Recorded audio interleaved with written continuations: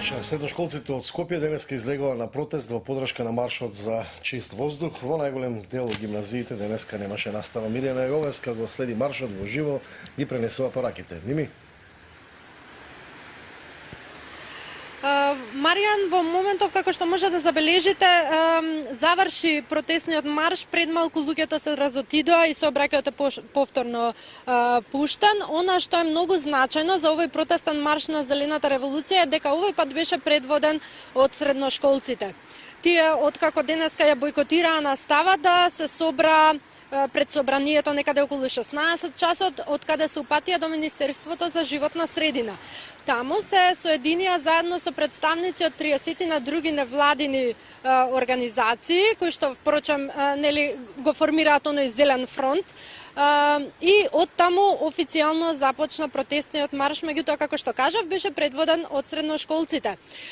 Од Министерството за животна средина тие се упатија до собранието и потоа стигнаа пред владата, каде што упатија пораки дека нема време за чекање, свеж воздух, чист воздух ни е потребен сега и веднаш. Да чуеме што рекоа. Ние треба да се бориме со нивните проблеми.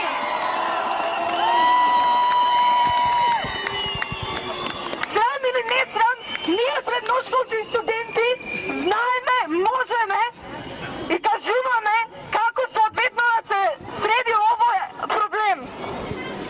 Гласно и јасно искажуваме дека секојдневно ќе ги потсетуваме овие институции дека не имаат неизвршени обврски спрема нивните граѓани. И гласно и јасно ќе ги потсетуваме дека нема толку лесно да се откажеме и дека ќе се бориме, бидејќи сите ние овде имаме право на чист воздух.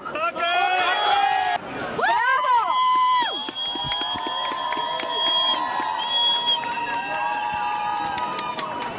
Ова што денеска го направивте вие, а ние сме само вашата поддршка, е буквално историја.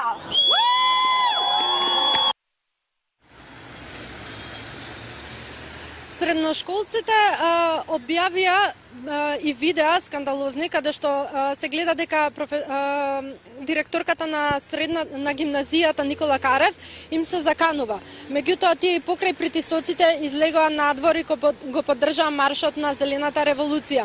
Да чуеме прво да го видиме видеото од директорката на гимназијата.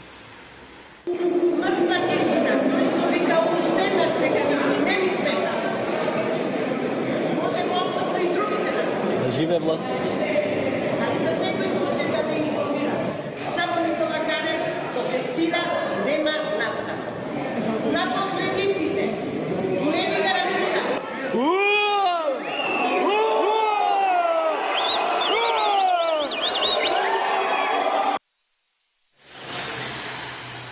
Откако во јавноста се појави ова скандалозно видео, каде што се гледа дека директорката им се заканува на учениците, велејќи дека не гарантира за последиците доколку тие ја бойкотираат наставата. Градоначалникот на град Скопје Петре Шилегов преку својот Facebook профил објави дека директорката веднаш ќе биде разрешена. Инаку притисоци за да не ја бойкотираат наставата имаше врз учениците, имаше и во неколку други средни училишта. Например, во училиштето Рада Јовчевски Корчагин имало закани дека учениците ќе добијат неоправдани изостаноци и дополнително ќе мора да си го одработат денот доколку денеска се одлучат да не посетуваат настава. Како што кажав, средношколците и покрај заканите тие излегоа на улица и го поддржаа маршот на Зелената револуција, но не само во Скопје. Протести имаше и во други градови низ земјава од страна на средношколците. Да чуеме изјави од средношколци од Струмица. Секаде во светот тие ги земаат проблемите во рака и ги средуваат со протести, со инвестиции и тоа се намалува. А во Македонија никој не цени. Проблемот не е само во воздухот, туку и вршењето на притисок од страна на нашите професори, кои тоа треба да не поддржуваат да го правиме, а не да не заќутат со зборови. Мислам дека е вистинско време кога треба нешто да се преземе за таа ситуација и да сватат тие што можат да направат нешто, дека нашите револти и нашите побунување, не се затоа што така на некој му текнало и дека навистина има причина за тоа што така ние постапуваме. Покрај сите притисци кои ни беа вршени, ние се собравме и јасно даваме порака дека нема да дозволиме некој да се игра со нашите животи и со нашето здравје. За притисоците што беа вршени врз средношколците се огласи и првата детска амбасада Меѓаши.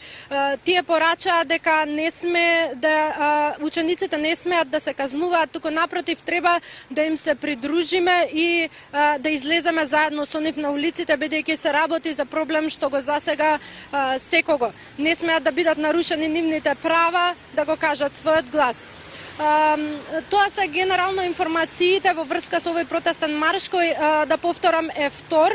Првиот протестен марш се одржа на 29 ноември, кога во организација на 29 невладини организации, тогаш тие доставија до владата, до властите барања, околу 250 барања за сите со крајна цел чист воздух и им поставија рокови на властите за тие да ги исполнат. Како што велат, дел од барањата, роковите на дел од барањата истекуваат до нова година, а не гледаат никакви резултати од страна на властите.